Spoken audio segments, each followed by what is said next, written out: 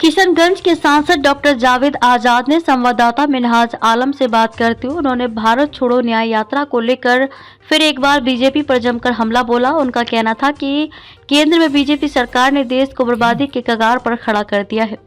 भारत छोड़ो न्याय यात्रा से उन्होंने कई मुद्दों पर स्पष्ट कह दिया, अगर केंद्र में कांग्रेस की सरकार आती है तो आने वाले समय में विकसित भारत एवं विकल्प बनेगा और भारत के संविधान के तहत कार्य होंगे और साथ साथ ईवीएम पर भी सवाल खड़ा किया।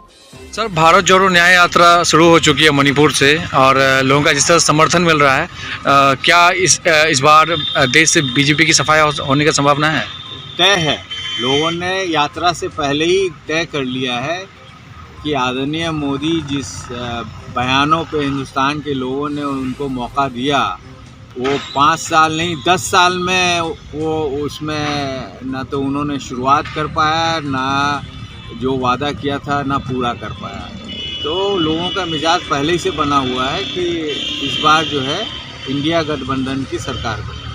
सर, मणिपुर की जो जहाँ तक लोग का मांग था कि प्रधानमंत्री जी को आना चाहिए था, इतनी बड़ी घटना रही और पूरा देश ने देखा इस चीज़ को, अदर कंट्री भी जो है इससे प्रभावित पड़ा, अपना देश की बदनामी हुई, ये कितना तक सही है? नहीं तो ये तो दर्शाता है ना कि आदरणीय मोदी जी को वोट के अलावा और कोई राजनीति नहीं आती।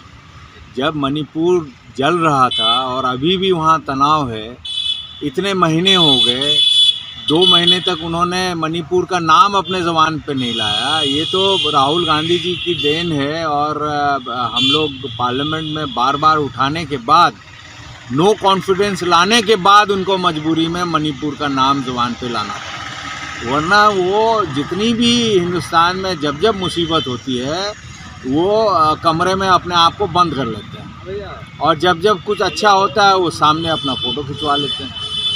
तो ये तो देख रहे हैं हिंदुस्तान के लोग और समझ रहे हैं कि क्या इनकी राजनीति है। सर, यानी कुल मिलाकर तय है कि 24 में सफाया हो रहा है? इसमें कोई डाउट ही नहीं है। और मैं तो एक चीज़ और कह दूँ, ये बिहार में जो 40 सीट है, बगल में बंगाल में 42 सीट है, एक भी इनको नहीं मिलने वाला।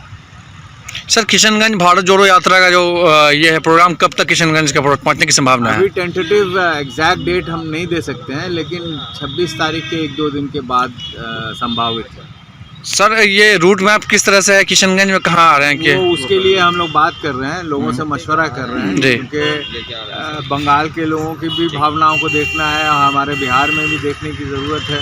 हम तो चाहेंगे कि किशनगंज चूँकि हेडक्वार्टर है, यहाँ से गुजरे, लेकिन अगर वो गलगलिया से जाएंगे तो उसमें हमारे कॉन्स्टिट्यूंसी में लगभग 70 किलोमीटर लोगों से मिलते हुए जाएंगे। किशनगंज जाएंगे तो हेडक्वार्टर है, लेकिन 70 किलोमीटर से कम होगा। तो जो फैसला होता है उस पर हम लोग का सुझाव रहेगा, उस हिसाब से फैसला होगा। सर, 6000 किलोमीटर का डिस्टेंस तय कर रहे हैं, Rahul Gandhi G T shirt पे ही घूम रहे हैं, ये कड़ाके की ठंड में लोग शीतलहरी से लोग मर रहे हैं, मगर क्या उनको इस पे कोई असर नहीं हो रहा है क्या? देखिए, यही तो खास बात है कि